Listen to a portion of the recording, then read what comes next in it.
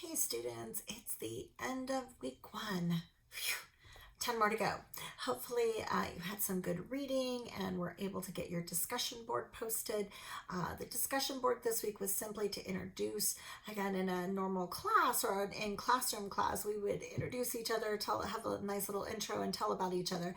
So by doing the discussion board posting and reading everyone else's and making comments, that's how we get to know each other. So, and if you haven't done so, I really encourage you to customize your canvas and put your picture in. It's easier to read discussion board posts and get emails from people when I can see their faces. I don't know, I just think it makes a nice touch. So this week was all about equal opportunity, employment regulations. I know not the funnest of reading, but it's important reading. I think the thing that's a challenge with EO, it governs so much of employment.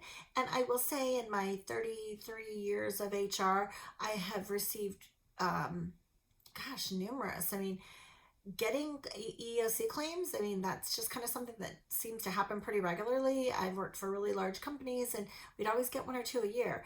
And so for us to make sure, it's funny, you think your processes are in line until you're having to prove it and show the steps and show the job postings and show everything you did. And you're like, oh gosh, well, I just kind of did it. And that's never going to be a good defense. So I think it's important to really kind of understand a lot of those different case studies. I think are interesting to read and understand from that perspective. The next section that was read was the guide to job analysis. So, we talk, I think if you've taken intro, well, you should have taken intro, you've heard about job analysis. If you've taken compensation, you've heard about job analysis. You've probably heard that in the legal classes, one of the two as well. So job analysis is used for so much. And while it's kind of a pain in the butt to do, here's why it's so important. So there's so many aspects of HR that to me start with that job analysis. And I think it's something I would say every 3 to 4 years, a job analysis should be done. Jobs evolve. Technology changes. Things that people used to do no longer do, or things that they never did before. Suddenly they're, this is a new task added to that job. So really going through every couple of years and doing that job analysis and making sure your job description is on point. So that's the first thing. You can't know if you have an accurate job description that accurately reflects the essential duties of the job until you've done that. Or even JSA training. So this is from a health and safety perspective. If you've done the job analysis, then you truly understand the physical hazards of the job and how you can do a JSA to address those needs. JSA is a whole nother class, so I'm not going to explain that. That'll be the health and safety class.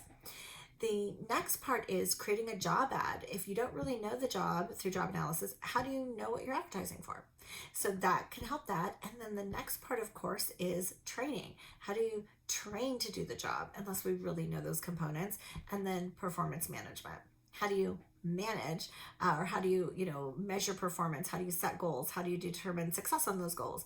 Unless you've had that job analysis. So the template that I've given you is a good one. I think that's an effective one. There's programs out there that you can buy. There's consultants you can hire and have them do that for you or with you.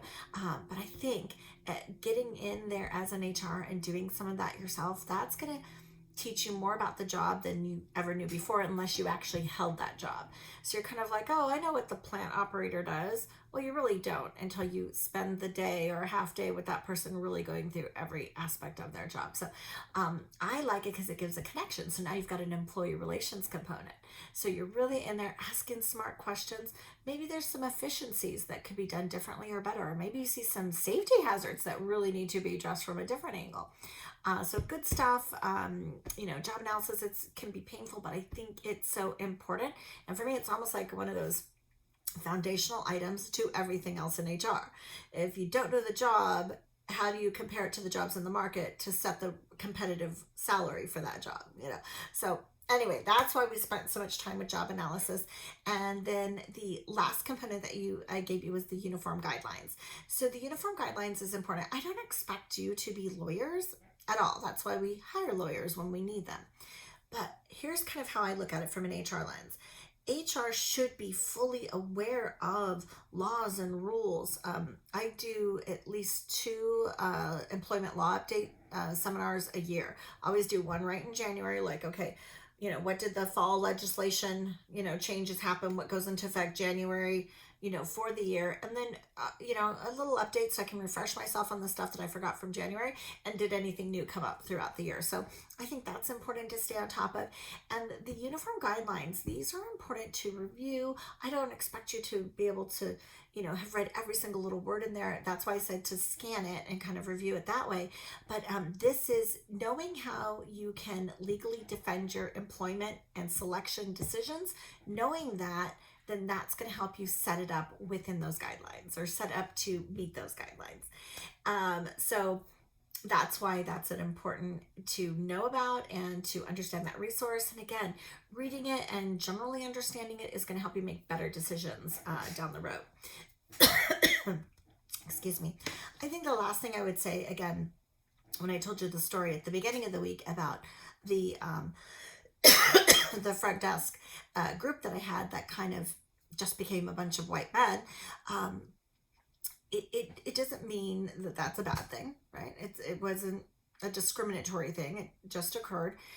But what I always challenge people, not that you have to, there's a lot of different rules out there of what we need to do. And some of you might be government contractors. So then you do have certain very specific guidelines that you have to meet around the all the census data of your staff. But here's what I always challenge. If we only hire who we are, we surround ourselves only with people of our same education, or people from our same culture, or people of our same demographic, then you're losing something. You're losing something in the workplace. You're losing, when you've got this homogenous group and you don't have diversity in the group, then you're losing ideas and different experiences and, different lenses in which people see. It's almost like the same thing of if you do Myers-Briggs or some other, typing of personality and communication style.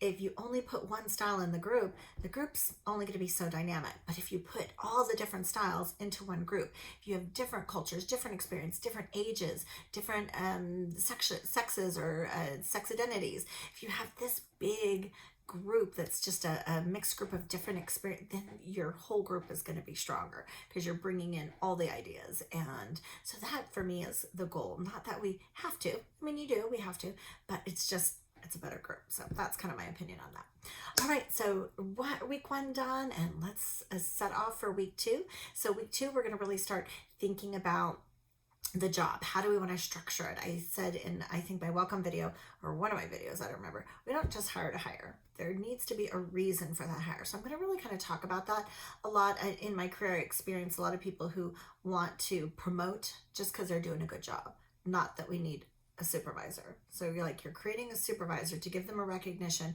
when our structure doesn't call for a supervisor. Doesn't make sense. All right, so that's what we're going to explore and start getting into, and recruiting high performance workplaces, and so all recruitment. So it's going to get very recruitment focused. All right, thank you, students, and see you next week.